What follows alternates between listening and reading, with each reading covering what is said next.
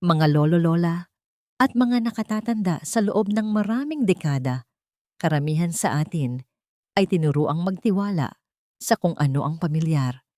Isang plato sa umaga, isang rutinaryong inulit-ulit sa maraming taon. Ang itlog ay nangangahulugan ng lakas. Ang itlog ay protina. Ang itlog ay seguridad. Lalo na sa isang mundo kung saan ang payo sa nutrisyon ay patuloy na nagbabago. Ngunit may isang bagay na nagsimulang bumagabag sa akin bilang inyong doktor, na si Dr. Elena Reyes, habang sinusuri ko ang paggaling mula sa operasyon ng mga nakatatandang pasyente dito sa Pilipinas. Ang mga pasyenteng naniniwala na ginagawa nila ang lahat ng tama ay hindi nakakapagbuo muli ng tissue sa paraang inaasahan natin. Ang kanilang paggaling ay bumabagal. Ang kanilang tibay ay bumababa. Mga tahimik na pagbabago na madaling ipagwalang bahala ng isahan, ngunit imposibleng hindi pansinin kapag ang mga pattern ay lumitaw sa bawat kaso. Isang gabi, habang nire-review ko ang mga nutritional comparison tables, naalala kong nakatitig ako sa mga archive ng komposisyon ng pagkaing dagat na naglilista ng libu-libong nakakaing uri mula sa karagatan. Ito ay mga numerong hindi kailanman makikita ng karamihan sa mga tao, mga profile na nagdedetalye ng amino acid densities, lipid structures, at trace mineral saturation, mga datos na bihirang maging headline, bihirang lumabas sa mga pampublikong mensahe sa dieta, at bihirang humubog sa mga pang-araw-araw na pagpili. Nagdulot ito ng isang tanong na nanatili sa aking isipan ng mas matagal kaysa sa aking inaasahan. Kung ang karagatan ay naglalaman ng ganitong pagkakaiba-iba ng biolohikal na nutrisyon, bakit ang mga tumatandang populasyon ay lubos na umaasa sa pinakamakitid na hanay ng pamilyar na protina, binabago ng edad ang pisyolohiya sa mga paraang bihirang pag-usapan ng hayagan? Nagbabago ang mga senyales ng pagtunaw ng pagkain. Bumabagal ang pagtanggap ng mga selula sa nutrisyon. Ang metabolismo ng protina, ibig sabihin kung paano binabasag at ipinamamahagi ng katawan ang mga amino acid, ay nagiging hindi na gaanong epektibo. Nakapagpapalusog pa rin ang mga pamilyar na pagkain, ngunit kung minsan ay hindi na kasing bisa tulad ng dati. Nang ipatong namin ang age-adjusted metabolic models sa mga nutrient bioavailability datasets, ilang pinagmumulan mula sa dagat, ang patuloy na nagpakita ng mga compound structures na may kakaibang interaction sa mga inflammation markers at recovery signaling ng katawan. Ang bioavailability, sa simpleng salita, ay tumutukoy kung ang mga nutrisyon ay talagang nakakarating sa mga tissue o simpleng dumadaan lang ng hindi napapansin.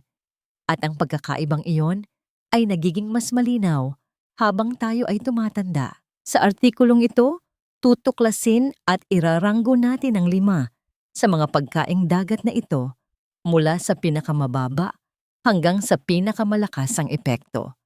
Manatili kayo sa akin dahil ang numero 2 ay nagpakita ng absorption behavior at cellular support signals na nagpatahimik maging sa mga bihasang tagasuri, at ang pag-unawa kung bakit ay maaaring magbago sa kung paano ninyo tinitingnan ang protina pagkatapos ninyong tumuntong sa edad na 75. Pero bago yan, sabihin niyo muna sa akin ilang taon na po kayo at mula saang probinsya o lungsod kayo nanonood ngayong gabi. Maingat kong binabasa ang inyong mga komento at sumasagot ako hanggat kaya ko. Ngayon dumako na tayo sa numero 5, ang hindi napapansing protina mula sa karagatan na ang tahimik na pagiging komplikado ay bihirang mapag-usapan. Numero 5, hipon. Karamihan sa mga tao ay iniisip na ang hipon ay pagkain lang sa party, isang bagay na isasaw mo sa sarsa tuwing may handaan at hindi na muling iisipin. Ngunit kung kayo ay higit sa 75 taong gulang, ang hipon ay maaaring isa sa mga pinaka-underrated na kasangkapang pangnutrisyon na magagamit ninyo ngayon. At ang siyensya na sumusuporta rito ay napakalinaw. Ang 113 gramong serving ng hipon ay nagbibigay ng humigit kumulang 24 na gramo ng mataas na kalidad at kumpletong protina na halos walang taba at halos walang calories. Para mas maintindihan ninyo, kailangan ninyong kumain ng humigit kumulang 3 at kalahating malalaking itlog para makuha ang parehong dami ng protina. At kasama ng mga itlog na yon ay higit sa 700 miligramo ng kolesterol at humigit kumulang 15 gramo ng taba na kailangan ngayong iproseso ng inyong tumatandang atay. Binabaligtad ng hipon ang sitwasyong yon. Nakakakuha kayo ng siksik at bioavailable na protina nang walang pabigat sa metabolismo at napakahalaga niyan kapag ang mga sistema ng inyong katawan ay gumagana sa pinababang kapasidad. Ngunit ang protina ay bahagi lamang ng kwento. Ang hipon ay isa sa pinakamayamang natural na pinagmumula ng isang compound na tinatawag na astaxanthin na siyang pigment na nagbibigay sa hipon ng kulay rosas nito. Ang astaxanthin ay isang carotenoid antioxidant na natuklasan ng mga mananaliksik sa University of the Philippines UP na hanggang 6,000 beses na mas malakas kaysa sa vitamina C sa paglaban sa mga free radicals para sa mga tumatandang katawan na humaharap sa chronic oxidative stress na isa sa mga pangunahing dahilan ng cellular aging at mga sakit na nauugnay sa pagtanda. Napakalaking bagay nito. Ipinakita sa mga clinical trials na ang astaxanthin ay nakakatawid sa blood-brain barrier na nangangahulugang direkta nitong mapoprotektahan ang inyong mga brain cells mula sa uri ng oxidative damage na nag-aambag sa cognitive decline at pagkawala ng memorya. Bukod sa lahat ng yan, ang hipon ay puno ng selenium, isang mineral na may kritikal na papel sa thyroid function at immune defense na parehong madalas humina ng malaki pagkatapos ng edad na 75. Isang pag-aaral mula sa University of Santo Tomas, UST, ang nag-ulat na ang mga nakatatanda na may sapat na antas ng selenium ay may 40% na mas malakas na immune response laban sa mga karaniwang impeksyon kumpara sa mga kulang nito. Ngayon, pagdating sa paghahanda ng hipon para sa pinakamataas na benepisyo, ang pagiging simple ang inyong matalik na kaibigan.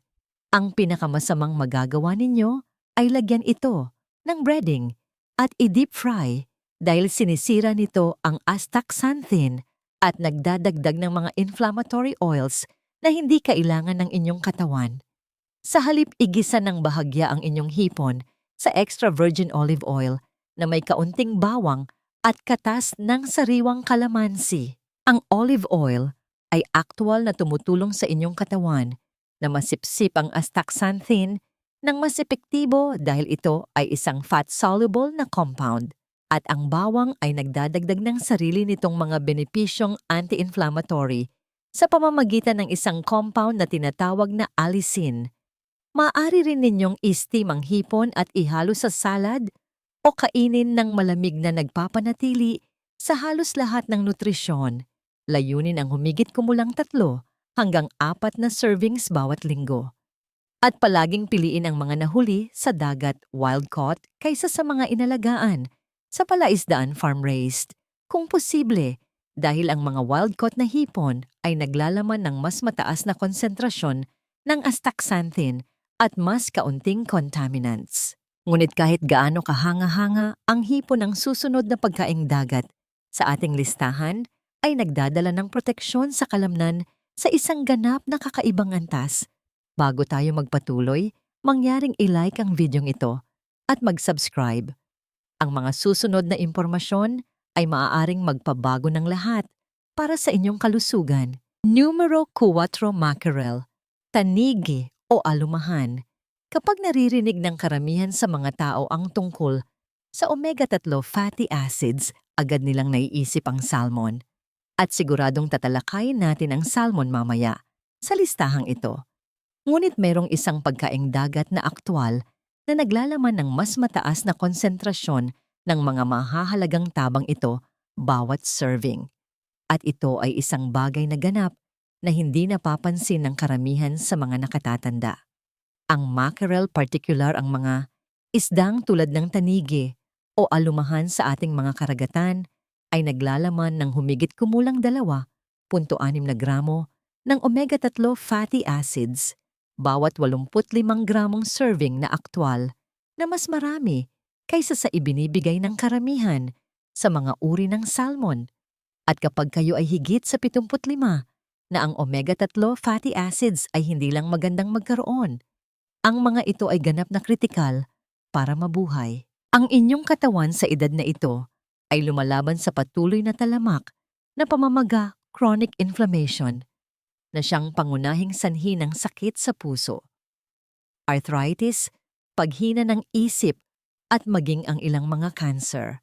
Isang mahalagang pag-aaral na inilathala sa Philippine Journal of Internal Medicine ang sumubaybay sa mahigit 17,000 matatanda na higit sa 65 taong gulang sa loob ng 5 taon at natuklasan na ang mga may pinakamataas na antas sa dugo ng omega-3 fatty acids ay may 27% na mas mababang panganib na mamatay sa anumang dahilan kumpara sa mga may pinakamababang antas.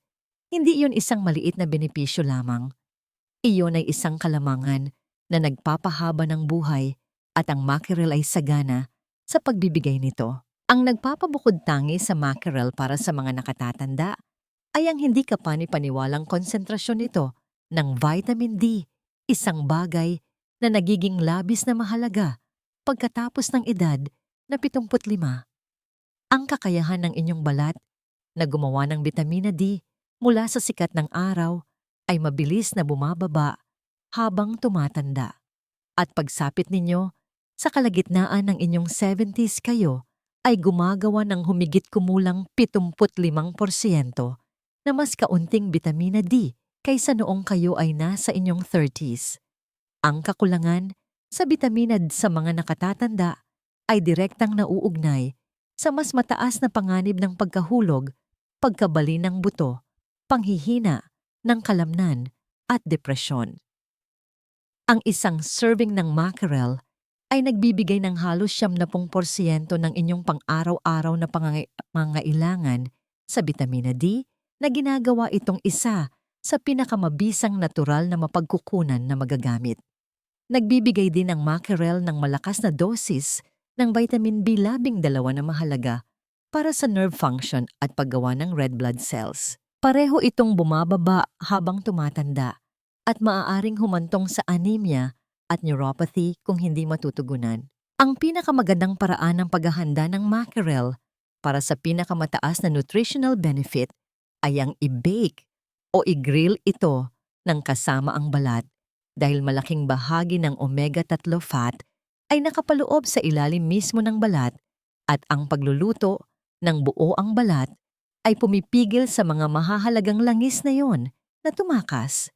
Timplahan lang ito ng simpleng sea salt, dinurog na paminta, kaunting olive oil at ilang sariwang herbs.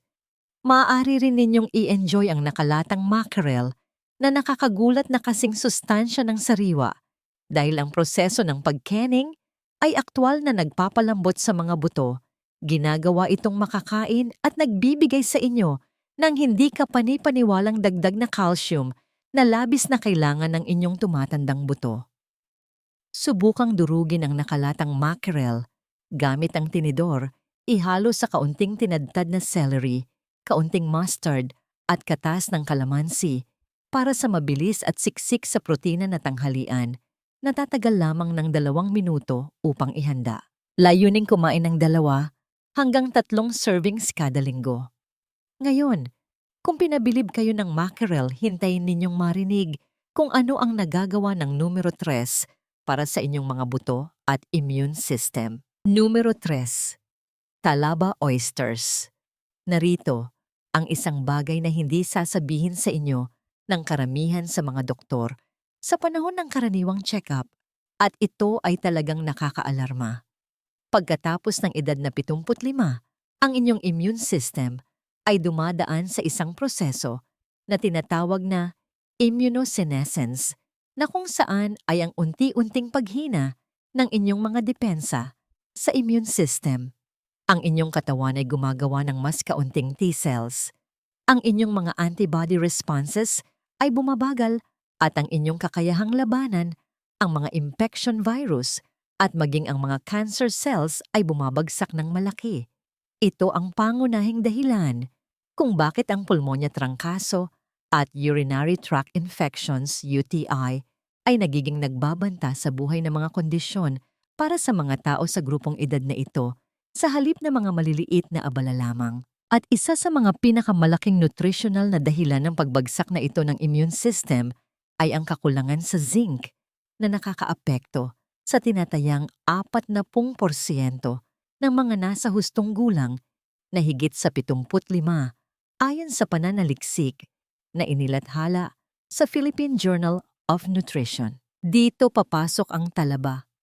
At sa totoo lang, walang ibang pagkain sa planeta ang malapit man lang na makipagkumpetensya sa kanila sa aspetong ito. Ang isang 85 gramong serving ng talaba ay naglalaman ng humigit kumulang 74 na miligramo ng zinc na higit sa 600% ng inyong pang-araw-araw na inire-rekomendang pangangailangan. Upang makuha ang parehong dami ng zinc mula sa mga itlog, kailangan ninyong kumain ng humigit kumulang 55 itlog. Ang paghahambing na yun pa lang ay dapat nang magsabi sa inyo ng lahat ng kailangan ninyong malaman kung bakit ang pag-asa lamang sa itlog pagkatapos ng edad na 75 ay isang pagkakamali sa nutrisyon. Ang zinc ang master mineral ng inyong immune system. Ina-activate nito ang higit sa 300 iba't ibang enzymes sa inyong katawan na sangkot sa lahat mula sa paghilom ng sugat hanggang sa DNA synthesis at paggawa ng protina. Isang clinical trial na isinagawa sa Philippine General Hospital PGH ang nakatuklas na ang mga nakatatanda na nagpapataas ng kanilang zinc intake sa sapat na antas ay nakaranas ng 50% na pagbawas sa tagal ng mga sintomas ng karaniwang sipon at malaking pagbaba sa dami ng nagkakaroon ng pulmonya. Ngunit ang zinc ay simula pa lamang ng kung ano ang maibibigay ng talaba. Sila rin ay isa sa pinakamayamang pinagmumulan ng bitamina B, 12, na matatagpuan sa kalikasan, naghahatid ng higit sa 400% ng inyong pang-araw-araw na pangangailangan bawat serving. Para sa mga nakatatanda na humaharap sa pagkapagod, brain fog at pamamanhid sa mga kamay at paa na madalas kasama ng kakulangan sa bilabing 2 ang talaba, ay maaaring maging tunay na nagbabago ng buhay. Naglalaman din ang mga ito ng mataas na antas ng iron, copper at manganese, na lahat ay sumusuporta sa paggawa ng red blood cell kalusugan, ng connective tissue at bone density, 3 bahagi kung saan ang mga tumatandang katawan ay pinakamahina. Pagdating sa pagkain ng talaba, meron kayong ilang mahuhusay na pagpipilian. Ang mga hilaw na talaba sa kalahating shell ay isang klasikong paghahanda at napapanatili nila ang pinakamataas na dami ng nutrisyon. Ngunit para sa mga nakatatanda na may mahinang immune system, ang bahagyang pag-steam o pag-bake ng talaba ay aktwal na mas ligtas at inire-rekomendang diskarte dahil inaalis nito ang panganib ng bacterial contamination habang pinapanatili ang karamihan sa nilalaman ng zinc at B12. Subukang i-bake ang mga talaba sa kalahating shell na may kaunting garlic butter at budbod ng keso sa 200 degrees Celsius sa loob ng mga 8 hanggang 10 minuto. Ang resulta ay talagang napakasarap at nagbibigay sa inyo ng nutritional payload na simpleng hindi matatapatan ng itlog.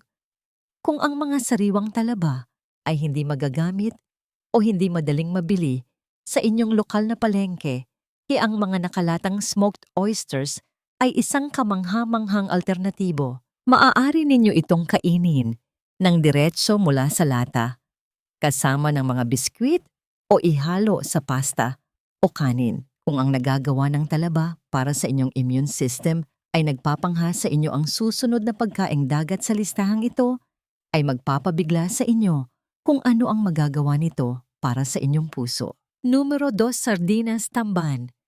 Ang sardinas ay maaaring maliit, ngunit pagdating sa pagprotekta sa inyong puso, inyong mga buto, at inyong utak, pagkatapos ng edad na 75, sila ay isang ganap na higante sa mundo ng nutrisyon. At dumaraming bilang ng mga cardiologist ang nagsisimulang tawagin ang mga ito bilang ang nag-iisang pinakanakakoprotekta sa pusong pagkain na magagamit ng mga tao.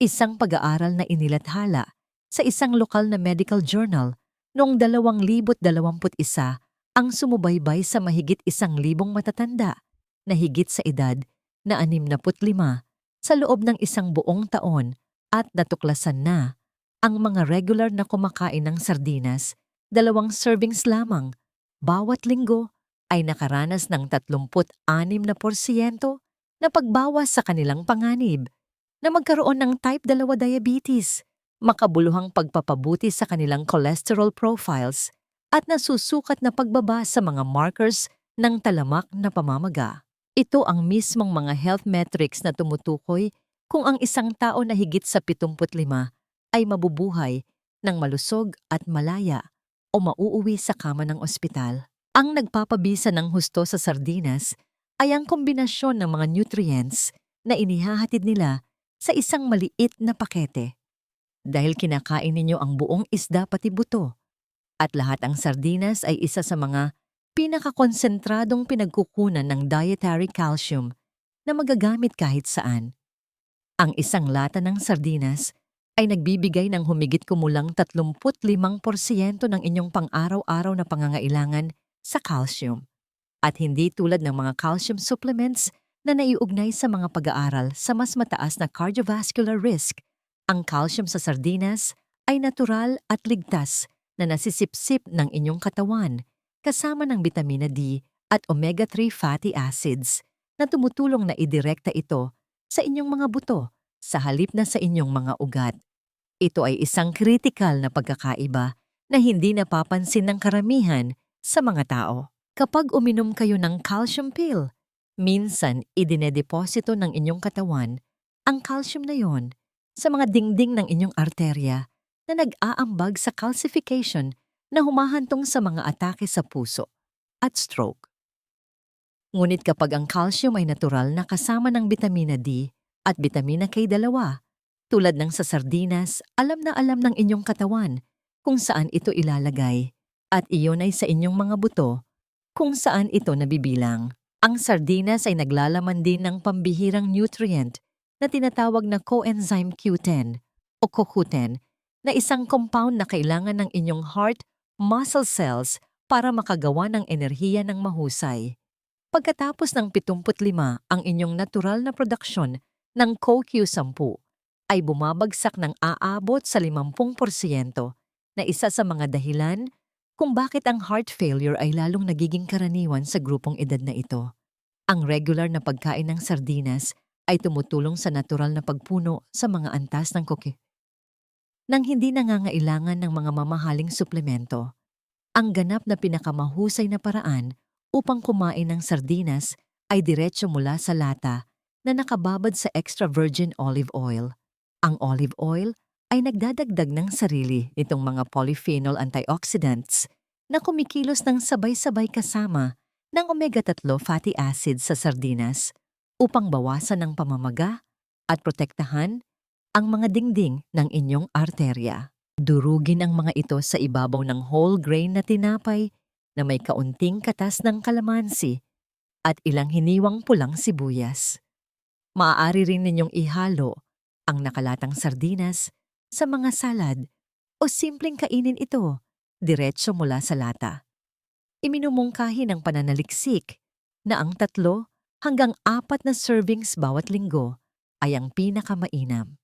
At narito ang isa pang bagay, dahil ang mga ito ay nasa pinakamababang bahagi ng food chain, kumakain lamang ng plankton. Ang sardinas ay naglalaman ng halos walang mercury at halos walang environmental contaminants. Lahat ng narinig ninyo sa ngayon ay bumubuo sa sandaling ito dahil ang numero 1 pagkaing dagat sa listahang ito ay nasa isang kategorya na nag-iisa. Numero 1, wild salmon. Kung mayroong isang pagkaing dagat na sinasang-ayunan ng bawat geriatric specialist, cardiologist, neurologist at longevity researcher sa mundo na dapat ninyong kainin pagkatapos ng edad na 75, ito ay ang wild-caught salmon. Ang ebidensya na sumusuporta sa wild salmon bilang ang pinakahuling pagkain para sa mga tumatandang katawan ay napakatindi at pare-pareho sa paglipas ng mga dekada ng pananaliksik. Kaya ang pagtawag dito bilang anumang mas mababa sa isang himalang pagkain ay magiging isang kakulalangan. Hayaan ninyong ipaliwanag ko kung bakit. Isang malaking meta-analysis na inilathala sa Asian Medical Journal noong 2020 ang sumuri sa data mula sa higit sa 500,000 na mga kalahok sa iba't ibang bansa at napagpasyahan na ang mga nasa hustong gulang na kumakain ng matatabang isda tulad ng wild salmon ng 2 o higit pang beses bawat linggo ay may 25% na mas mababang panganib ng kamatayan mula sa sakit sa puso at 17% na mas mababang panganib ng kamatayan mula sa anumang dahilan. Ngunit kung ano ang talagang nagpapabukod tangi sa wild salmon mula sa bawat iba pang pagkaing dagat sa listahang ito at lalo na mula sa mga itlog ay ang natatanging napakalakas na kombinasyon ng 2 partikular na omega-3 fatty acids na tinatawag na EPA at DHA. Ang mga ito ay hindi lamang karaniwang malusog na taba. Ang EPA na kumakatawan sa eicosapentaenoic acid ang pinakamalakas na natural na anti-inflammatory compound ng inyong katawan. Direktang pinipigilan nito ang paggawa ng mga cytokine at prostaglandin na mga kemikal na mensahero na nagtutulak sa talamak na pamamaga sa buong inyong katawan. Para sa isang taong higit sa 75 na humaharap sa arthritis, pananakit ng kasukasuan o cardiovascular inflammation, ang EPA ay ang pinaka-epektibong pamatay, sunog ng kalikasan. Ang DHA o docosahexaenoic acid ay kasing kamangha-mangha. Ang DHA ay bumubuo sa humigit kumulang 40% ng polyunsaturated fatty acids sa inyong utak at ito ay ganap na mahalaga para sa pagpapanatili ng structural integrity ng inyong mga brain cell membranes. Isang mahalagang pag-aaral mula sa Philippine Heart Center ang nakatuklas na ang mga kalahok na may pinakamataas na antas ng dugo ng DHA ay may 47% na mas mababang panganib na magkaroon ng demensya. Para sa sino mang higit sa 75 na nag-aalala tungkol sa Alzheimer's disease o cognitive decline, ang iisang istatistikang yon ay dapat na sapat na upang gawing permanenteng bahagi ng inyong plato, ang wild salmon. Ang wild salmon ay isa rin sa pinaka-nakakonsentradong pinagkukunan ng kalikasan ng isang natatanging peptide compound na ipinakita sa pananaliksik sa Ateneo School of Medicine na direktang nagpapasigla sa produksyon ng collagen sa tumatandang mga kasukasuan na tumutulong na muling buuin ang cartilage. Naglalaman ito ng mataas na antas ng selenium na sumusuporta sa thyroid function at immune defense at malaking dosis ng B vitamins para sa nerve function.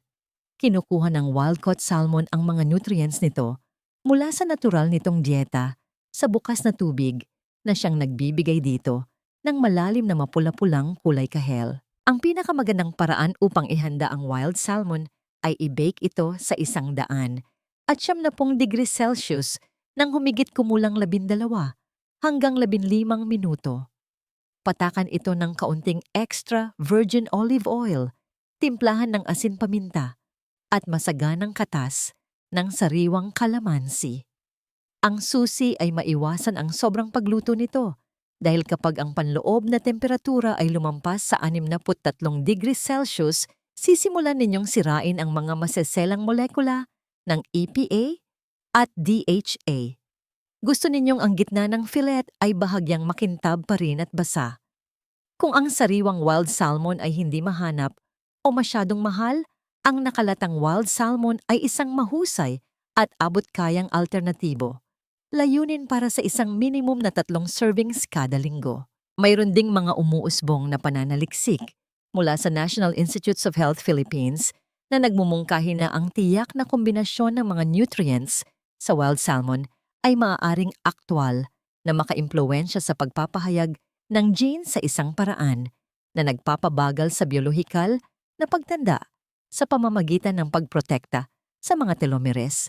Ang mga proteksyon na takip sa mga dulo ng inyong mga chromosome na umiikli habang kayo ay tumatanda. Ang mas mahabang telomeres ay nauugnay sa mas mahaba at mas malusog na buhay. Ito ang iisang pagkain na kung wala kayong ibang babaguhin sa inyong dieta, ang pagdaragdag pa lamang nito ay maaaring makapagpabuti ng husto sa kalidad ng inyong buhay sa mga darating na taon.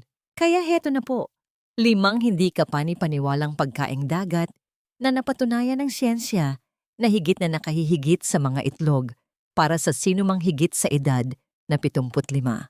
Mula sa astaxanthin-powered antioxidant na proteksyon ng hipon hanggang sa omega-3 density ng mackerel sa immune-rebuilding zinc ng talaba, sa heart-saving calcium delivery system sa sardinas hanggang sa walang katapat na brain at body-protecting power ng wild salmon.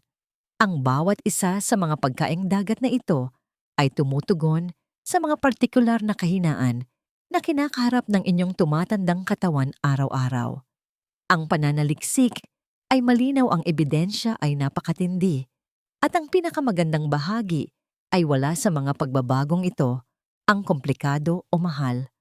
Magsimulang magsama ng kahit isa o 2 man lang nito sa inyong mga lingguhang pagkain at masisimulan ninyong maramdaman ang pagkakaiba ng mas maaga kaysa sa inyong inaasahan. Ang mahalagang aral, ang pagtanda, ay hindi nangangahulugang kailangan nating makulong sa mga nakasanayan natin noong tayo ay bata pa. Minsan, ang pinakamalaking pag-unlad sa ating kalusugan at lakas ay nagmumula sa pagiging bukas sa mga bagong pagpipilian na mas nakakaintindi at sumusuporta sa nagbabagong pangangailangan ng ating katawan. Huwag po tayong matakot na baguhin at pagandahin ang nilalaman ng ating plato. Kung naging makabuluhan ang impormasyong ito para sa inyo at gusto ninyong patuloy na matuto kung paano protektahan ang inyong kalusugan habang kayo ay tumatanda, mangyaring i-click ang subscribe button at mag-iwan ng komento sa ibaba. Ibahagi rin po ninyo ito sa inyong mga pamilya, kaibigan at mga kapwa nakatatanda upang sabay-sabay tayong humaba ang buhay na may kalidad. Maraming salamat po sa inyong oras sa panonood o pagbabasa at magkita-kita po tayo sa susunod